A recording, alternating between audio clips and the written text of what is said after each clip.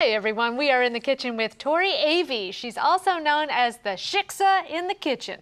She's a food blogger who converted to Judaism and decided to take traditional Hanukkah recipes and give them a creative twist. Obviously, she's found a following because her Facebook page is fast approaching 49,000 fans. That's right. Good for you. Thank you. All right, let's start over here with something I've never seen before. This is a really fun idea for the family and for kids for Hanukkah. It's actually called a Cupcake Menorah. See, I've seen the cupcake and I've seen the menorah, but not together as one. I combined the two. Very good. And it's a really fun concept. It's really simple to make at home and affordable too. And it's a great project to get kids into the spirit of the holiday, get them learning a little bit more about Hanukkah. How do you keep them from eating the menorah? Well, you have to wait until the candles burn down.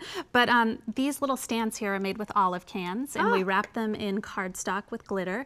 And then these little printable cupcake wrappers, you can actually find those on my website, Shiksa.com, and you can cut those to size. They're free. You can just print them out, and there's a couple choices on graphics. Pretty. And then you put them around a cupcake of your choice. And on my website, I have a recipe for coconut chocolate chip cupcakes with coconut buttercream frosting, which I highly recommend. Yeah, I would be right in there eating those. And I like what you've done here, just with the whole decoration. Yeah, it's very you can pretty. get creative with it. There's all kinds of things you can do. So tomorrow is the start of Hanukkah. That's right. Sundown, right? Yeah, and if you want to light the menorah, basically you start with the shamash, which is the middle candle. It's always, yes, higher, shamash. Shamash? Higher than the others. Gotcha. And you start over there and you just light them as you go. Okay. So we just do this each night, right? That's right. Just wanted it. Oops, I just put a little. So I shouldn't light them all, should I? Oh, no, you don't have That to. would be bad. But that's what you would do. I would be jumping the gun. If it was the 8th night, you would light them all. Right. And then we could eat them all. That's right. Oh, good, good, good.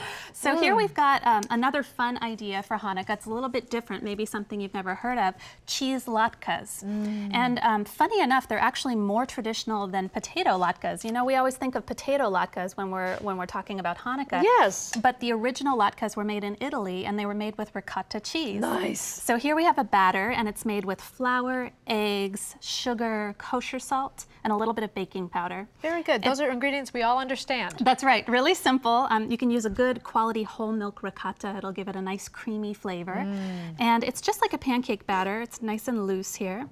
And then what you do is you take your frying pan, you heat it up over medium, not too hot, and you just spray it with nonstick cooking spray. And what's great about that is there we go. Oops, a lot It's on tight. Yes, a lot of Hanukkah dishes are deep fried, and these all you need is a little nonstick spray, and you're good to go. So it's a little bit lighter than maybe some of the the potato latkes. Well, thank you for making the more healthy, latkes. 8 nights of deep fried is a little heavy. How did you learn all these traditional recipes? Where did you start? Funny enough, a lot of it came from friends and family members. I'm not a trained culinary chef. I didn't go to culinary school, but I had an interest in it, and so I went with it, and I asked friends and family, and they taught me their recipes, and I learned enough about it that I started creating my own. Marvelous.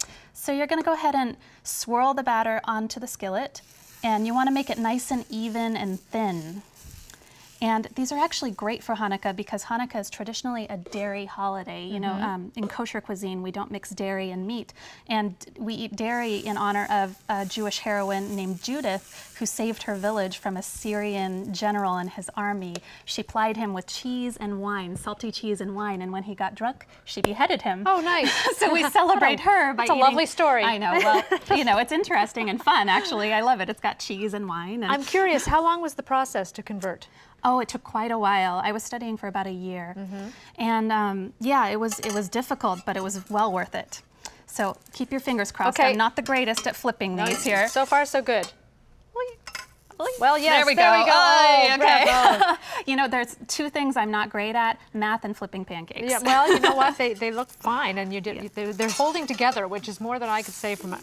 See, that looks good. Yeah. Okay, let's move on so down when here. we're done, we've got these beautiful cheese ricotta latkes. Yay. And if you want to taste them, we can top them with sour cream, jam, honey, or maple syrup. You know what? I'm going in for the jam. Go for it. I'm going to put a little bit on there. I'm going to say thank you, Kitchen.avi. Happy Hanukkah to you. Happy Hanukkah. And you can find these recipes at daytimeonline.tv. Just look for the recipe archive. Still to come, we have a great prize to give away. Our 12th and final day of Christmas is coming up, so you don't want to miss it. You should have one of these too. I'm going to, yeah. I'll find you a definitely. fork. I know.